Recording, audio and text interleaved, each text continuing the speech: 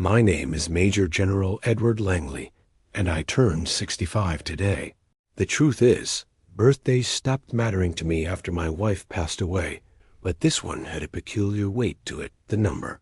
The echo of lost years, the sense that a man should know where he stands with his family by now. For weeks, I planned a dinner the way I used to plan campaigns, mapping every detail with the precision of someone who has commanded battalions, not just barbecues. I scrubbed the old family house top to bottom, laid out the silver inherited from my grandfather, and dug my dress uniform out of the closet, the 5 stars on the shoulder still shining with a cold dignity that no one in this town really understood. I ordered flowers for the centerpiece, bought a prime rib to roast just the way my son, David, likes it, and made the chocolate cake my granddaughter Emma used to beg for when she was little. The old grandfather clock in the hallway ticked out the hours as I went over the seating chart, picturing laughter, maybe a little reconciliation, imagining this would be the year someone would actually show up on time or stay a little longer just because they wanted to. I left a message on the family group chat, friendly but proud, inviting everyone for dinner at 6. No RSVP, but that was nothing new. I've grown used to silence, to holidays spent listening to the empty rooms settle at dusk. I put on my uniform before 5, checking every button, smoothing the ribbons as if preparing for a last inspection. When I caught my own reflection in the mirror-square shoulders, hair now white, jaw still stubbornly set, I saw the man I had tried to be for them all these years. Reliable, strong, maybe too severe. My late wife used to tell me I loved my children too much to let them see my pain. Maybe she was right. Today, all I wanted was to share a meal, to remember that beneath all the arguments and disappointments, we were still a family. By 6, the house was filled with the smell of roast beef and hope, candles flickering on the table, wine breathing in crystal glasses. I waited in the parlor, pacing like a sentry at a forgotten outpost, watching the driveway through parted curtains. 7 o'clock came and went. At 8, the food was cold, and the silence was broken only by the hum of the refrigerator. Still, I waited, telling myself that maybe traffic was bad, maybe they would burst through the door at any moment, apologetic and sheepish. But the hours crawled by, and nothing came except the slow, grinding realization that I had been left behind. My phone vibrated with a notification. For one foolish, childish second, my heart jumped until I saw it was not a message from David or Emily, or even Sarah, my daughter-in-law. Instead, it was a photo posted on Sarah's social media, already racking up likes and comments from her circle of perfect friends. There they all were, smiling on the deck of a gleaming cruise ship, drinks raised, sun on their faces. My son, my daughter, their families, even the grandchildren. Family cruise. Couldn't ask for better company. #blessed, Sarah had captioned it. Emma stood between her parents, holding a cake my cake, the same recipe, down to the icing. The comments were a waterfall of digital affection. You all look amazing. So lucky. What a beautiful family. There was no mention of the man who had paid for most of those vacations, who had built the foundation under every smile in that photograph. I stared at the screen until the image blurred, humiliation crawling hot and sharp beneath my skin. The old wounds missed birthdays, years lost to command postings, the silent coldness of holidays, where I was little more than a name on a gift tag, rose up like old scars. I had taught my children to be strong, to value honor and loyalty. I never imagined they'd use those lessons to become so cold to their own blood. I thought about the medals in my drawer, the letters of commendation, the men who had followed me into hell and back. None of it mattered in this moment, not here in the quiet of my own kitchen, abandoned and unremarked. When midnight came, I walked through the dark house, turning off the lights one by one. The roast beef and cake sat untouched on the table, candles long since guttered. I poured myself a glass of whiskey, staring at the 5 stars gleaming dully in the moonlight. In that silence, the humiliation hardened into something colder, more precise. I remembered the lessons of war, the moment you realize you're surrounded. When you have no allies left, you do not beg for mercy. You make your stand. I would not forgive this. Not again. My family wanted to erase me, but I would show them what a lifetime of command had really taught me. Tonight, for the first time in my life, I felt the full loneliness of being a general admired in public, invisible at home. And so, with the taste of betrayal burning in my throat, I set my jaw and began to plan, not for reconciliation, but for justice. The first rays of sunlight barely crept over the horizon when I sat down at my desk, uniform still perfectly pressed, though my heart felt threadbare. I was no stranger to hard decisions, the kind that draw a line in the sand and dare you to cross it, the kind that change the landscape of a life forever. That morning, I poured a black coffee, the same way I did in field camps, and stared out at the garden where Emily once chased fireflies. I let myself feel the old ache, just for a minute, before pushing it aside. There were things to do, lines to redraw, responsibilities to reclaim not for them, but for myself. Years ago, when the first signs of distance crept in, I told myself it was just a phase, that children inevitably pull away from a father who spent too much time under foreign skies. I tried to make up for it in small ways, helping with bills, covering emergencies, letting them use my credit when the months ran long. At first, it was a kindness. Eventually, it became an expectation, an entitlement. They didn't ask anymore. They just spent. I opened the laptop and logged into my accounts. The numbers stared back at me, a parade of transactions that told a story more honest than any family photo. There were charges from cruise lines, restaurants, designer outlet states that matched up perfectly with those smiling vacation photos. I recognized my son's signature on a wire transfer I hadn't approved, my daughter-in-law's purchases at a high-end spa. For years, I'd been the silent engine behind their comforts, the invisible hand steadying their world while mine fell into neglect. My breathing grew steadier as the task before me came into focus. I remembered every night spent reviewing security protocols, every cold morning waiting for the first call in a crisis. This wasn't so different. The battlefield had simply moved. One by one, I began to close the accounts. I called the banks directly, my voice calm and firm, as I instructed them to freeze every card and revoke every authorization that didn't have my explicit signature. I changed passwords, reset security questions, and revoked auto payments for every service my family took for granted: cell phones, streaming subscriptions, gym memberships. With each click, I felt a weight lifting, not relief, exactly, but a clarity I hadn't felt in years. This was discipline, the kind that had built my career and once my family. Now it would be the tool of my reckoning. By the time the sun was fully up, I had left only a single checking account open for my own use. Everything else, the credit cards, the joint savings, the trust fund access I'd set up for my grandchildren, was locked down, airtight. I drafted a short, clinical message, the kind you send before a difficult operation.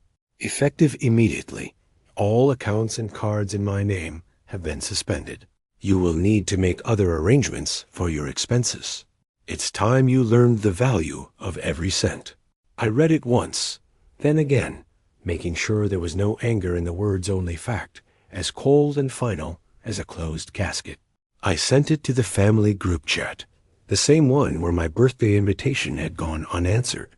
I turned off the phone and set it face down on the desk, unwilling to watch the incoming storm of calls and messages I knew would follow. There would be outrage, confusion, perhaps even a plea or two. But I would not bend, not this time. I poured myself another coffee, watching as the kitchen filled with morning light. It glinted off the empty wine glasses, the untouched plates from the night before.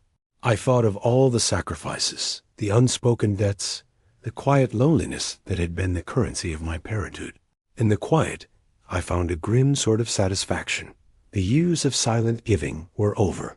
The world had taught my children to expect everything and question nothing. Now the world would teach them something else. I was done being their silent benefactor, their invisible backup plan. From this day on, they would feel the true weight of my absence, not just at the table, but in the fabric of their everyday lives. My jaw set. I looked around the house and realized, for the first time in decades, that every inch of it was mine alone. Every decision mine to make, every cent mine to keep or give as I saw fit. And for the first time, I wondered what it would feel like to live on my own terms, not as a father to be used, but as a man no longer willing to be erased. I spent the rest of that morning in a peculiar calm, the kind that descends after decisive action, when you know the tides have already turned, and there's no going back. For years, I delayed, telling myself that changing my will was a gesture too final, an admission that the bridge between us was truly burned. But by noon that day, the thought didn't bring sorrow. It brought a kind of liberation I hadn't tasted in years. I showered, shaved with the meticulous care of old habit, and dressed in civilian clothes with military precision. My medals and ribbons remained sealed away, but the years of discipline clung to my every movement. Before leaving the house, I walked once through each silent room, letting my eyes linger on the family photo snapshots from graduations, Christmas mornings, 4th of July barbecues, where my uniform was always out of frame and my presence always taken for granted. The drive downtown was quiet, the city already alive with a bustle I felt strangely outside of. I parked in front of the notary's office, took a deep breath, and entered the small wood-paneled waiting room. The same notary had handled my affairs since my earliest days as a young officer. He greeted me with a handshake, eyes flicking with recognition, and perhaps a quiet understanding. We sat down across from each other, documents between us. "Is this what you want, General?" he asked, voice low, as he reviewed the paperwork I prepared the night before. I nodded once. It's overdue. There was no ceremony to the process.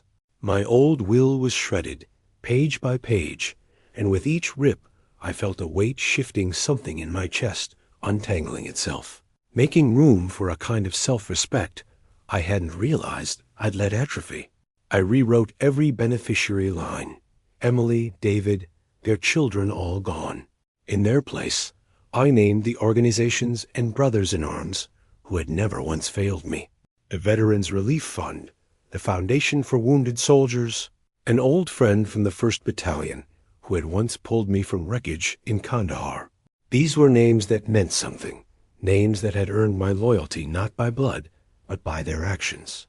I included a modest trust for a godson I hadn't seen in years, the son of a fallen comrade, and left the rest to be distributed among those who understood sacrifice in ways my own family never would.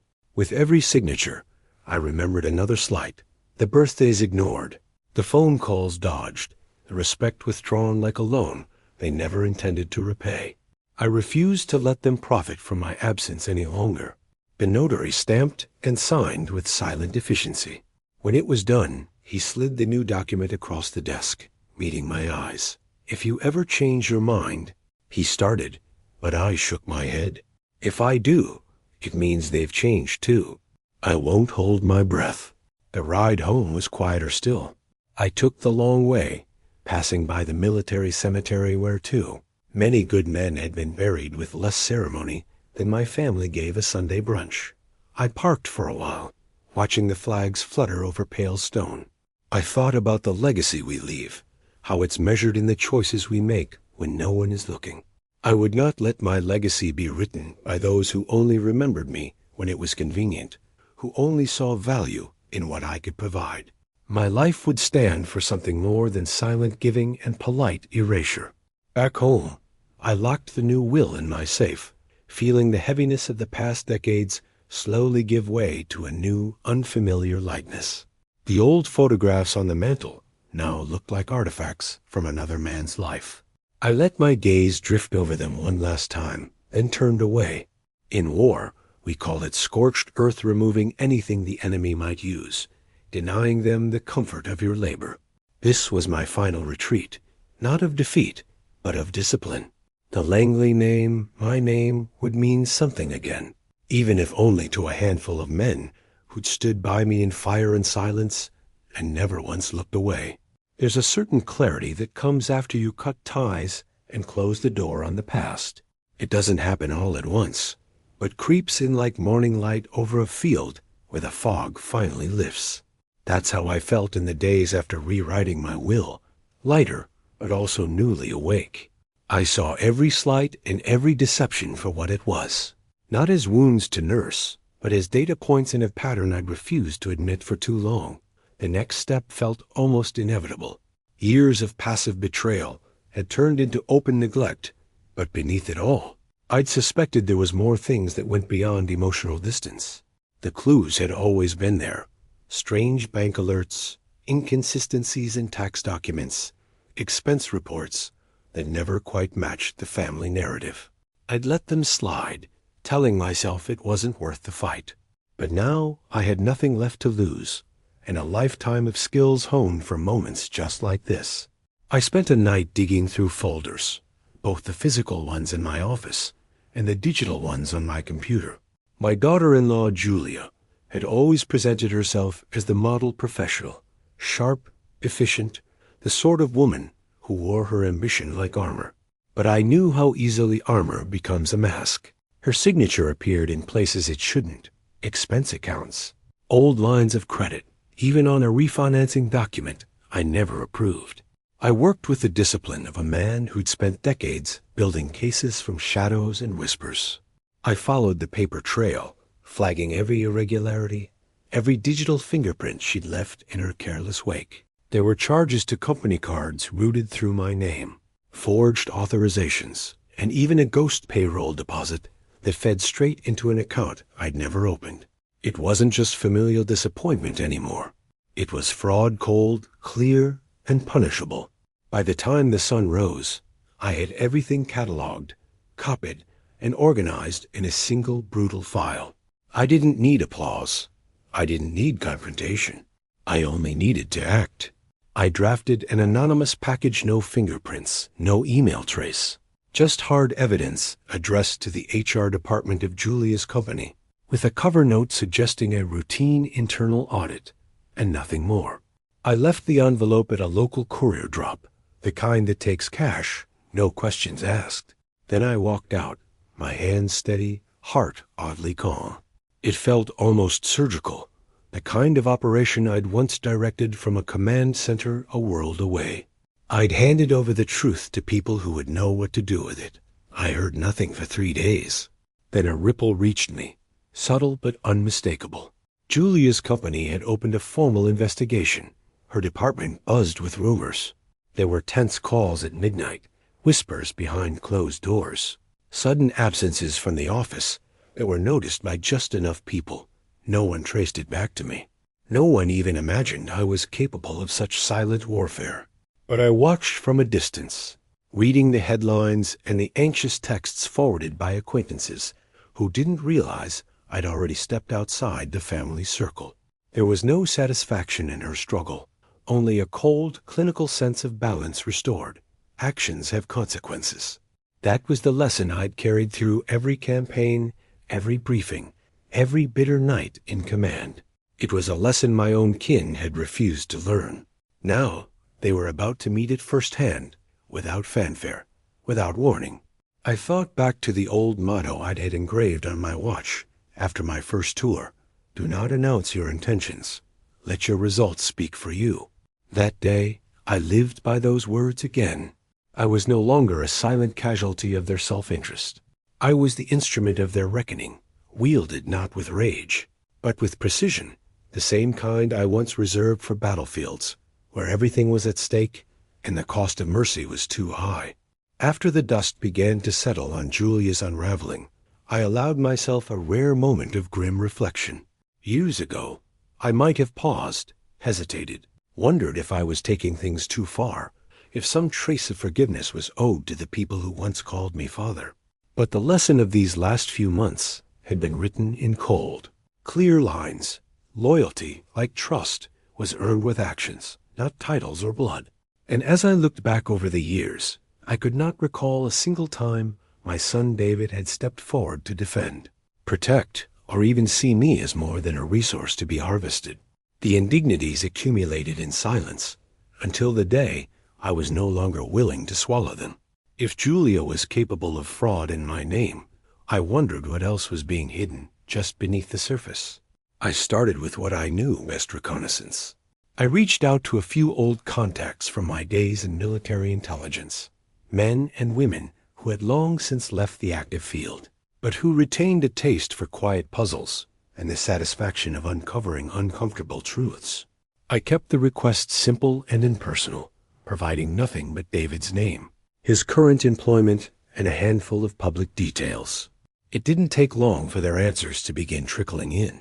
Bank records, shell companies, small transactions that were a little too frequent to be legitimate, real estate holdings under odd LLCs, a series of dubious consulting fees that couldn't possibly correspond to the modest job he claimed to hold. With every detail, the portrait sharpened not of a son struggling for approval, but of a man who had learned to weaponize privilege and anonymity. There was an offshore account in the Caymans with deposits that didn't match his reported income. There were irregularities in his tax filings, the kind that only stand out to someone who knows what to look for: gaps, omissions, quietly erased numbers. I assembled it all, each piece of evidence a silent indictment. When I was satisfied, when I could see the pattern as clearly as a battle map, I put it together in a dossier. No accusations, no melodrama, just the facts, dates, numbers, wire transfers, copies of public filings, and the subtle inconsistencies that would mean nothing to the casual eye, but everything to an auditor.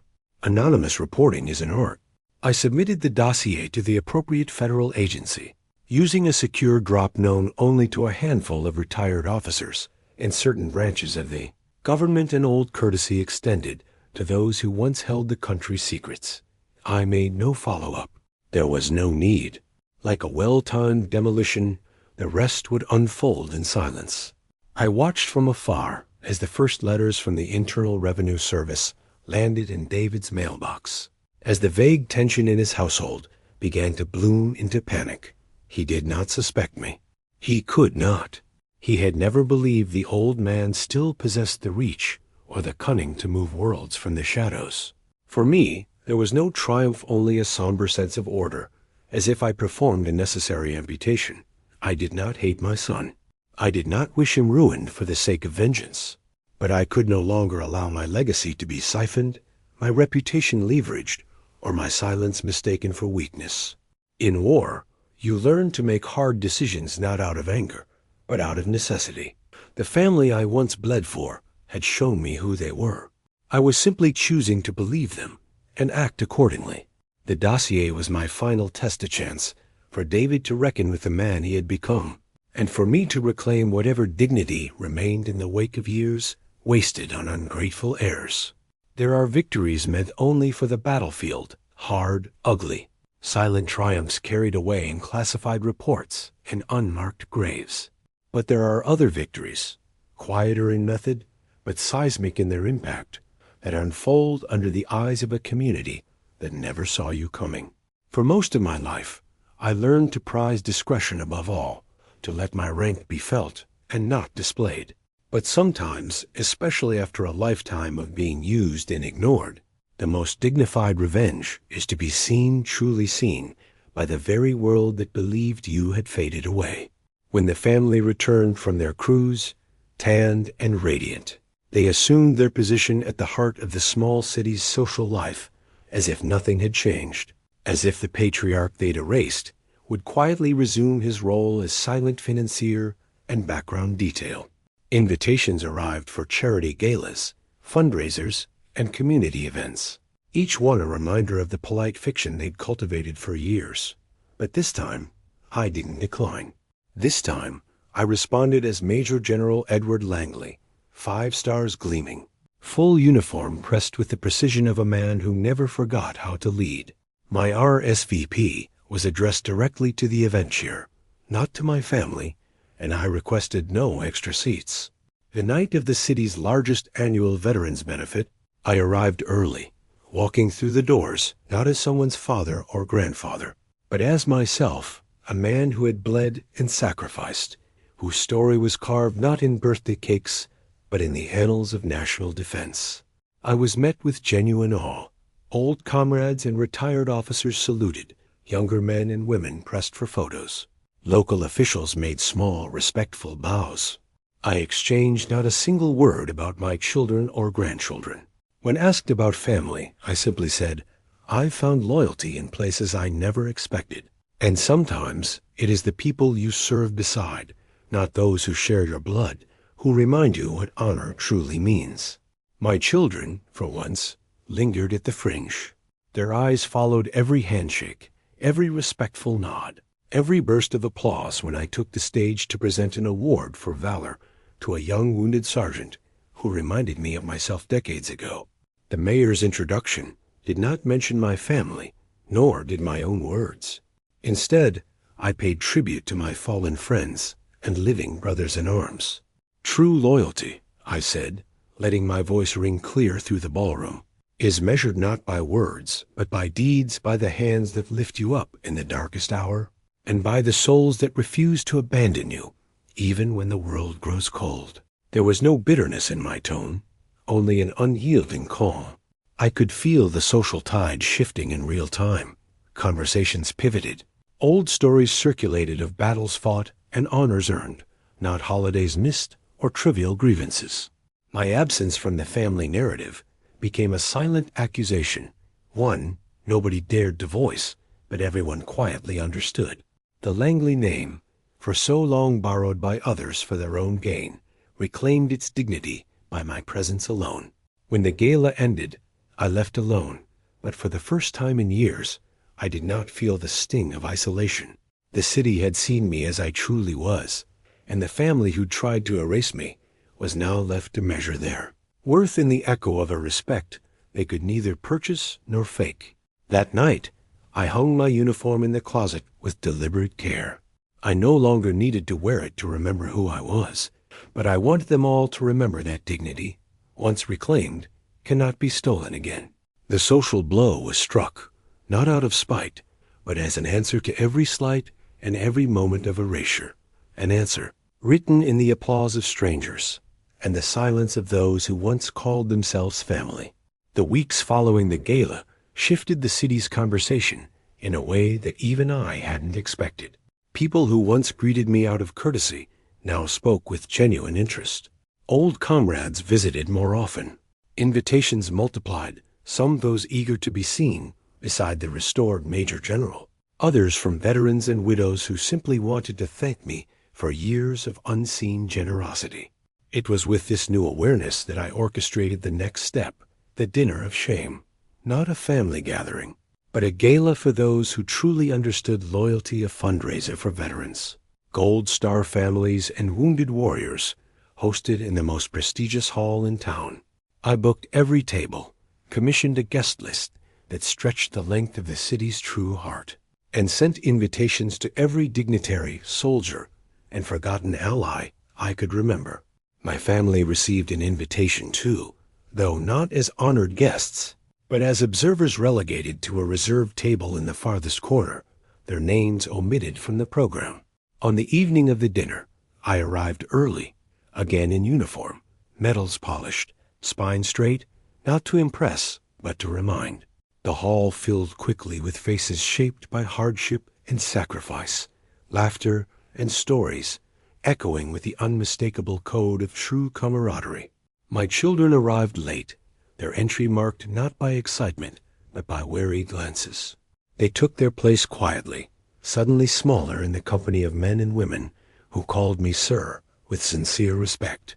Throughout the night, I circulated among my guests, sharing toasts with old lieutenants, listening to the pain and pride of mothers whose sons never returned. Not once did I visit my family's table. Not once did I mention their names. When the time came for my speech, I stood before the crowd and let silence fall. I spoke of loyalty, not the kind bound by blood, but the kind forged in hardship, witnessed in sacrifice. I honored friends lost in foreign wars, commended caregivers, and thanked those who gave their lives, meaning even when history forgot their names. Sometimes, I said, it is those you are born to who turn their backs first. But real kinship is measured by who stands with you when no one else will. The applause was thunderous, filling the room with a validation that no family could erase. A few of my grandchildren tried to meet my gaze, but I didn't falter. I paid tribute to men and women they'd never heard of, honored a widow whose only son died under my command, and awarded scholarships in the name of fallen brothers, not a single one bearing the Langley name. My family watched, shrinking into their chairs, forced to see the truth of who I had become and who they had failed to recognize. When the event ended, veterans and their families lined up to shake my hand, offer hugs, and share tears.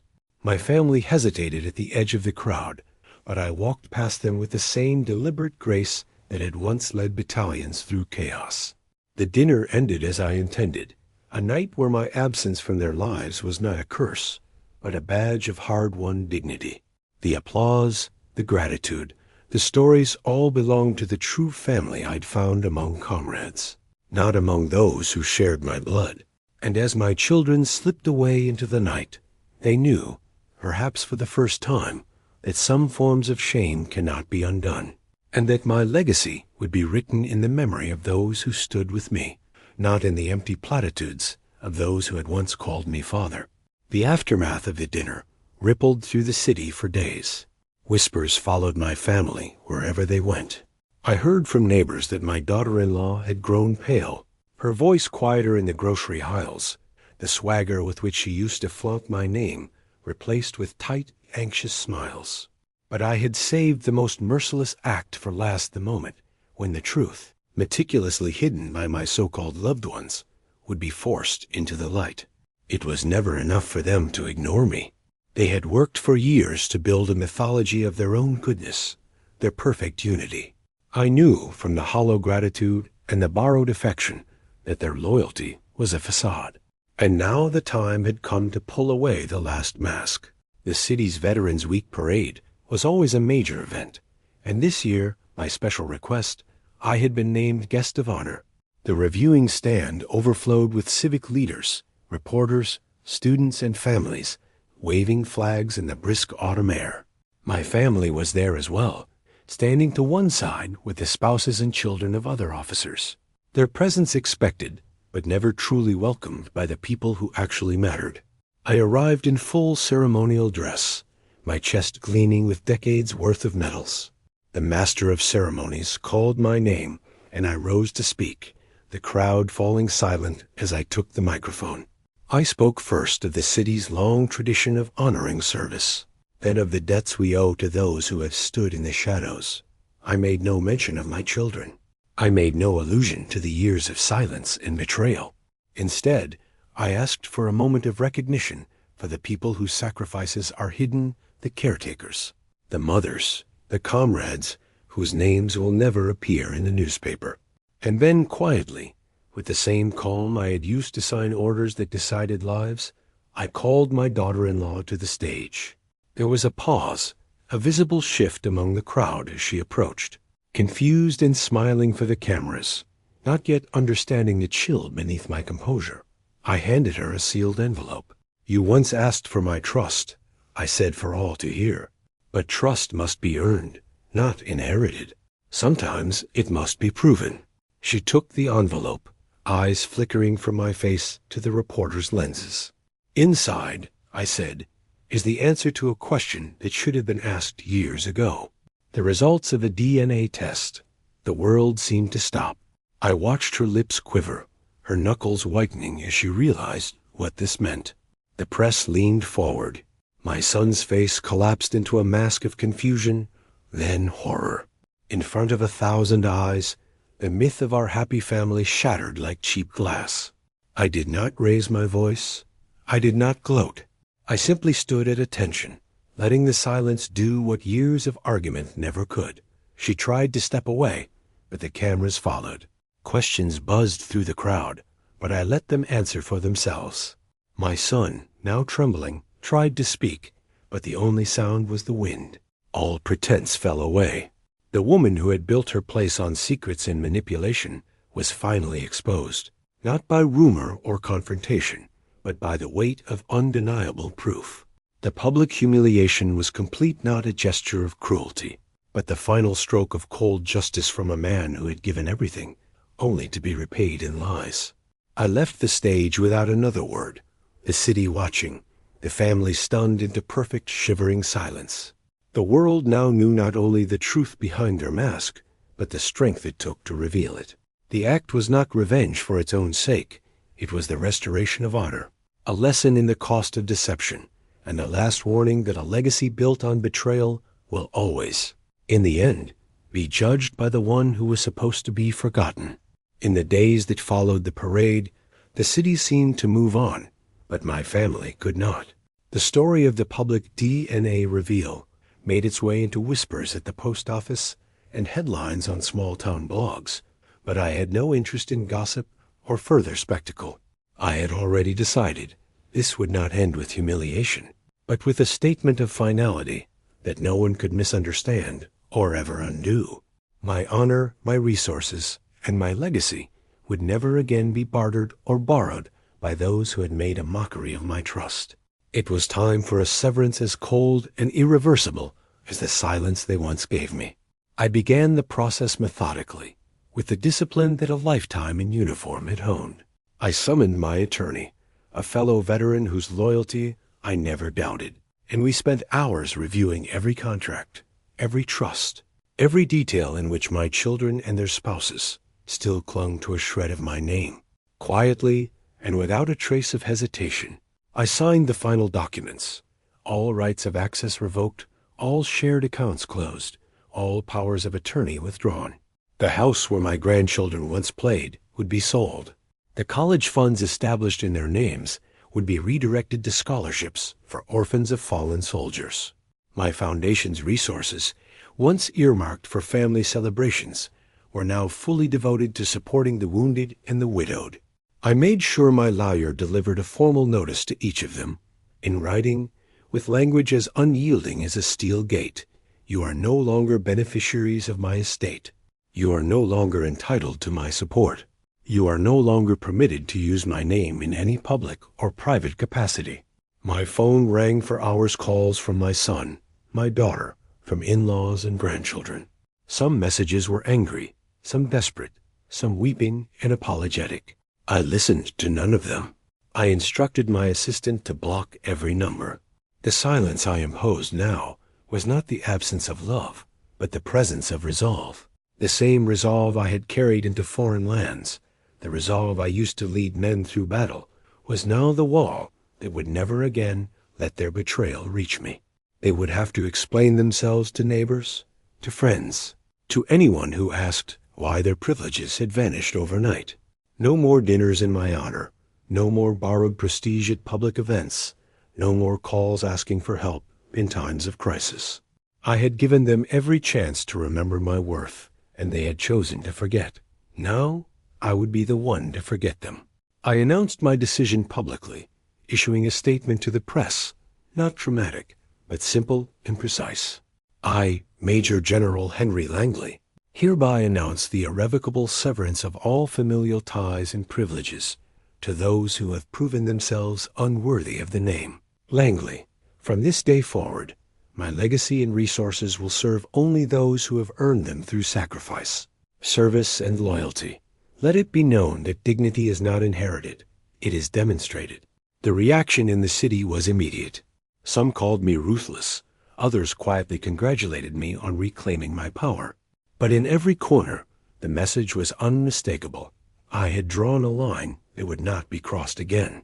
As I walked the halls of my home, now empty of old photographs and family trinkets, I felt the strange quiet of true freedom.